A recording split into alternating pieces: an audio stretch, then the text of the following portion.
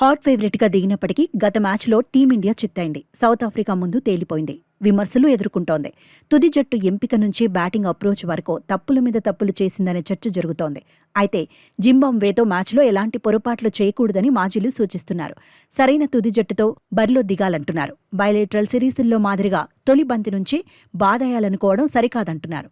ప్రత్యర్థి బౌలర్లకు రెస్పెక్ట్ ఇవ్వాలని, పరిస్థితులకు తగినట్టే ఆట తీరును మలుచుకోవాలంటున్నారు. షాట్ సెలెక్షన్ సరిగా లేకపోతే సౌత్ ఆఫ్రికాతో మ్యాచ్లో మాదిరిగానే ఫలితాలు వస్తాయంటున్నారు. తాజాగా మాజీ క్రికెటర్ రవిచంద్రన్ అశ్విన్ కూడా టీమిండియాకు కొన్ని సూచనలిచ్చాడు. యువ ప్లేయర్లు ఒత్తిడిని సమర్థంగా ఎదుర్కోవడం కీలకమన్నాడు. నెట్ రన్ రేట్ గురించి ఎక్కువగా ఆలోచించకూడదన్నాడు. తర్వాతి 2 మ్యాచుల్లోనూ గెలవాల్సిందేనన్నాడు. టెన్షన్ పడాల్సిన అవసరం లేదన్నాడు. హార్దిక్ పాండ్యా, రింకు సింగ్ భాగస్వామ్యాలు నమోదు చేయాలన్నాడు. జింబాబ్వేతో మ్యాచ్లో టీమిండియాకు పెద్దగా సమస్యలేమీ ఉండకపోవచ్చన్నాడు. అయితే బ్యాటర్లు, బౌలర్లను దృష్టిలో పెట్టుకుని ఐసీసీ పిచ్లు తయారు చేస్తోందన్నాడు. పరిస్థితులను బట్టే బ్యాటింగ్ చేయాలని రవిచంద్రన్ అశ్విన్ సలహా ఇచ్చాడు. నెట్ రన్ రేట్ గురించే ఎక్కువగా ఆలోచించి ఒత్తిడికి లోను కావద్దన్నాడు. వరుసగా 2 మ్యాచుల్లో గెలవడంపైనే ఫోకస్ పెట్టాలన్నాడు.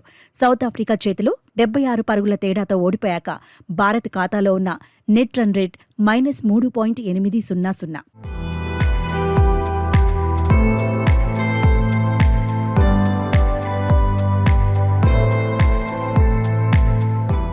అహ్మదాబాద్లో టీమిండియా చిత్తయ్యాక బ్యాటింగ్ ఆర్డర్పై చర్చ జరుగుతోంది. అభిషేక్ శర్మ పూర్ షో, తిలక్ వర్మ దూకుడుగా ఆడకపోవడంపై ఒక్కొక్కరు ఒక్కోలా మాట్లాడుతున్నారు.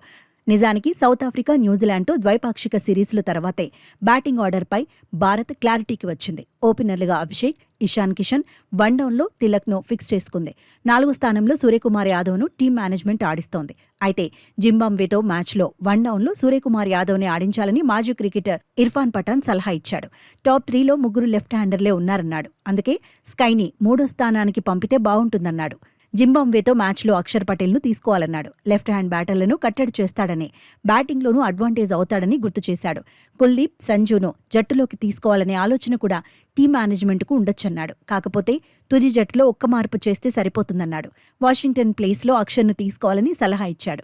ఇక విమర్శలకు ఆటతోనే సమాధానం చెప్పాలని మరో మాజీ క్రికెటర్ కృష్ణమాచారి శ్రీకాంత్ అన్నాడు. వరల్డ్ కప్ గెలిస్తే విమర్శించిన వాళ్లు సైలెంట్ అవుతారన్నాడు. క్రికెటర్లు కూడా మనుషులే అని, పొరపాట్లు చేయడం సహజమన్నాడు. తర్వాతి మ్యాచుల్లో విజయాలపైనే సూర్యకుమార్ యాదవ్ సేన దృష్టి పెట్టాలన్నాడు.